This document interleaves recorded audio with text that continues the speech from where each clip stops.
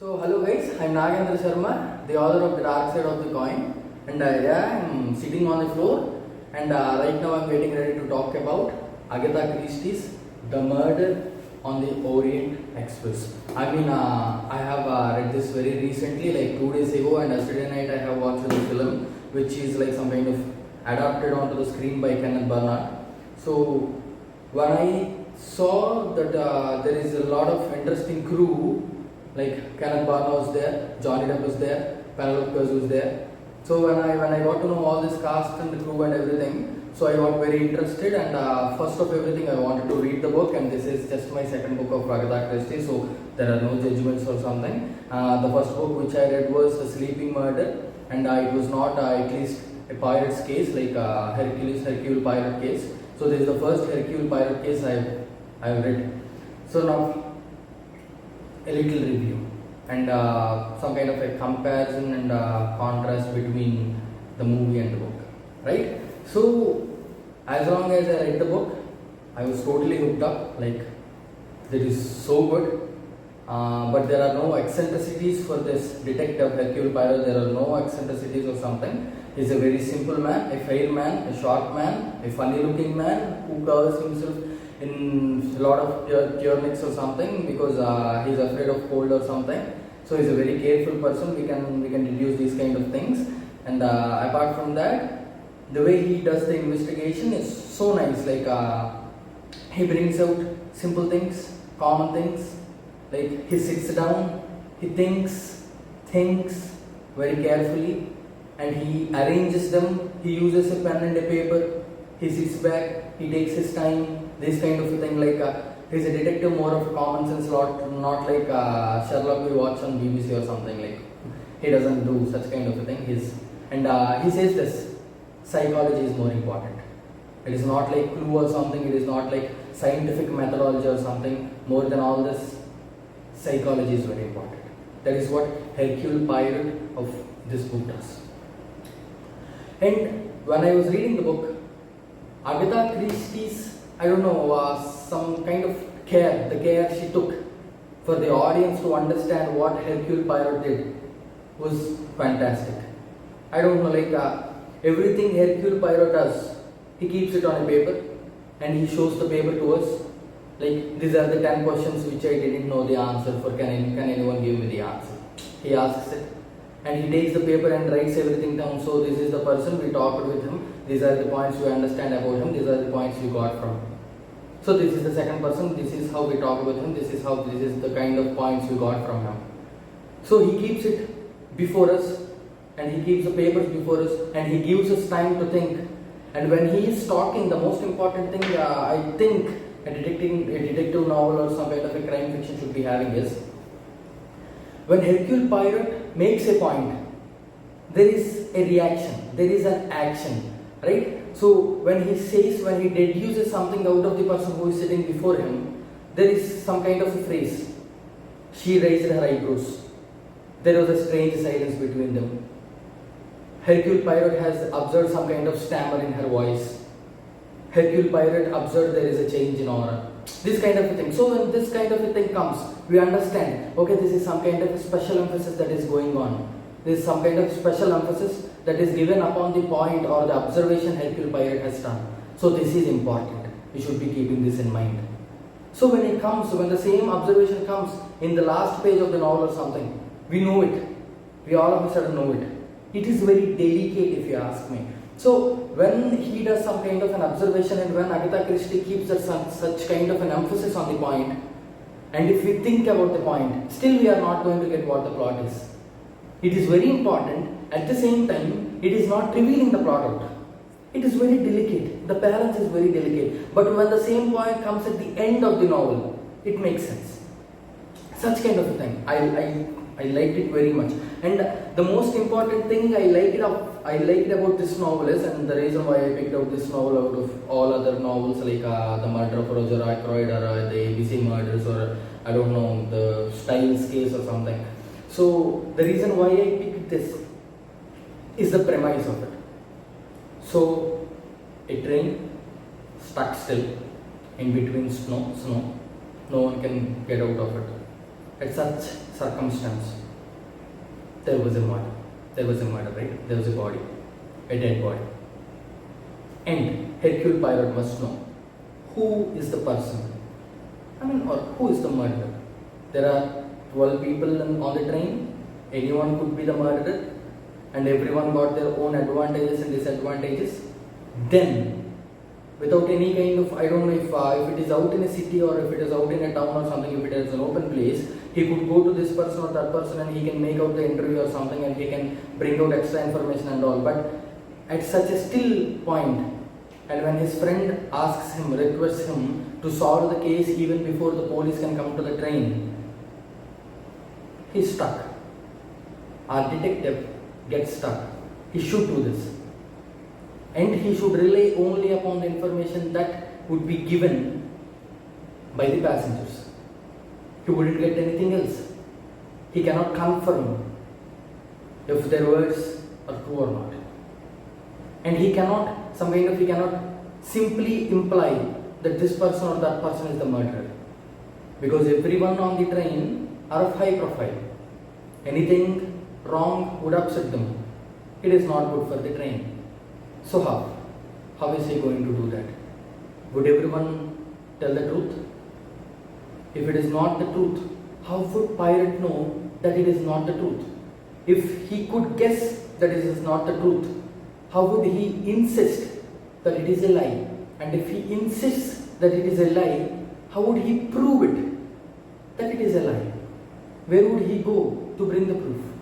Such kind of a premise is what excited me. So then I got on the book. The book is fantastic.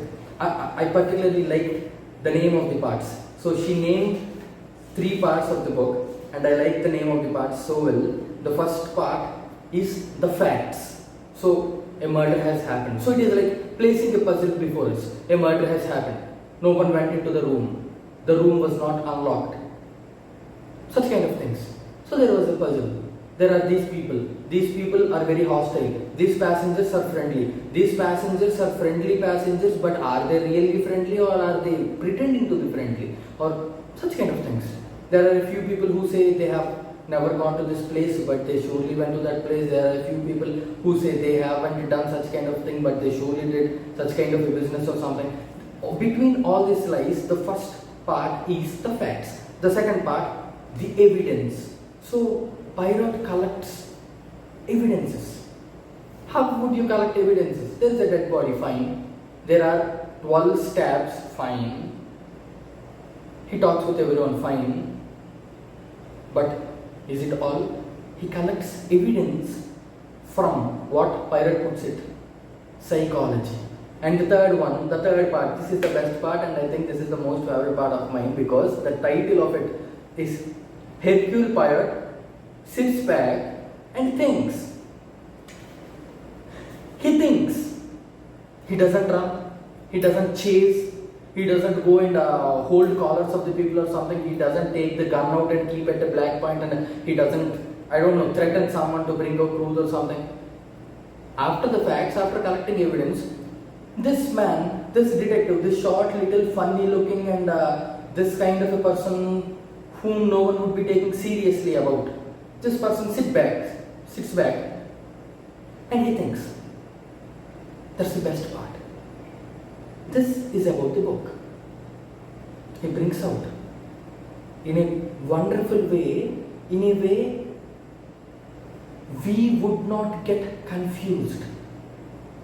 The practices he has or in the way he puts it, his originalities are so original, are so fine, are so clean and clear.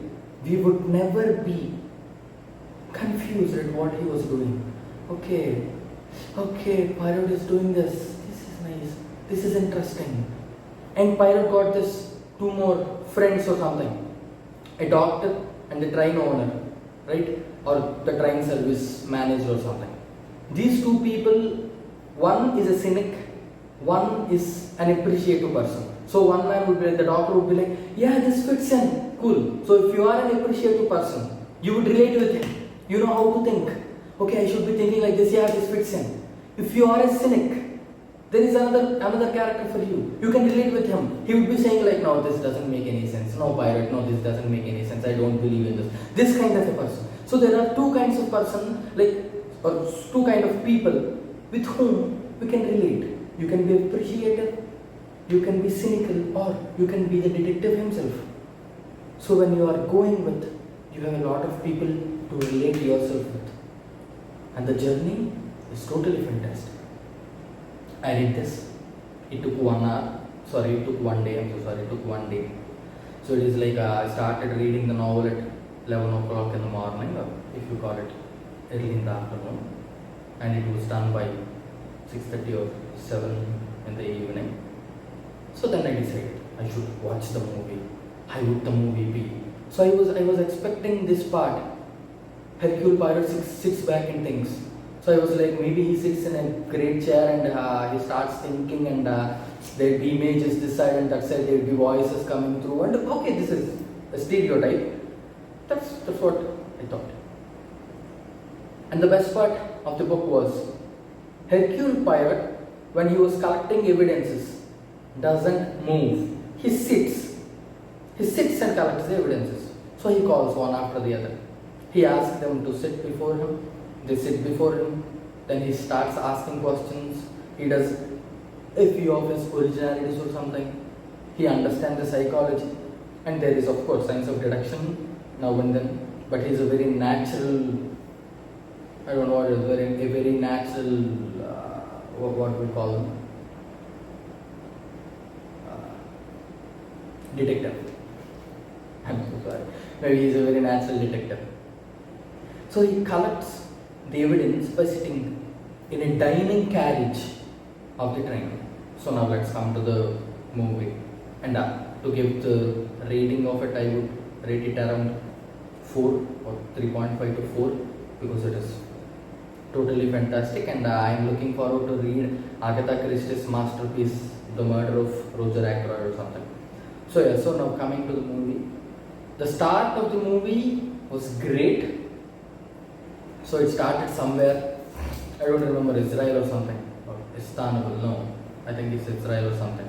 So in the beginning itself, there is a small mystery which Hercule Poirot some kind of decodes, and when he does it, it was fantastic. I liked it very much. I thought this is going to go beyond my expectations, and then the movie started, and it was all contradictions for me, because in the book they say the railway station was all empty by the time they get on the train, except for the compartment they were sitting in.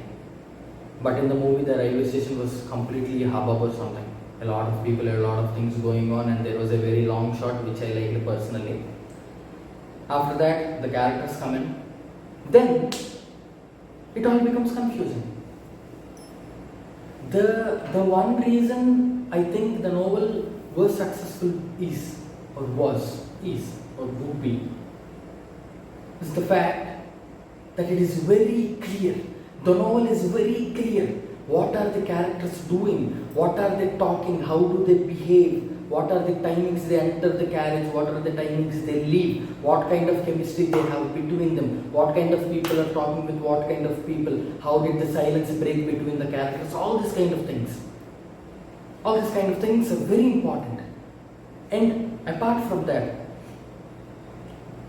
there are a few characters missing in the movie. I totally understand. It is important. And Kenneth, he is a totally fantastic man, and he has adapted a lot of Shakespeare's dramas onto the stage, and he is a great man. That is the reason why I got interested in the movie on the first hand. But when the movie started, after the movie started, it was so confusing. There were no stops, just like I said. There will be some kind of eerie silence whenever a clue pops out. Such kind of eerie silences were not there. Such kind of things were missing. And I don't want to review the movie here. The movie is a dropout. The reason is, Hercule Poirot was not an eccentric man, was not an emotional man. He doesn't get emotional, he doesn't behave eccentric. He is a perfect gentleman with a total composure, with a great composure. But in the movie, he becomes emotional. He becomes involved with the crime. He becomes involved with the criminals, or like the I don't know, the sympathy or the empathy he has towards the criminals. The way he behaves eccentric, the way he talks. It is some kind of, I don't know, a dramatic touch or something which didn't suit in my view. So if you want to go through something really exciting, this book is a option. Thank you.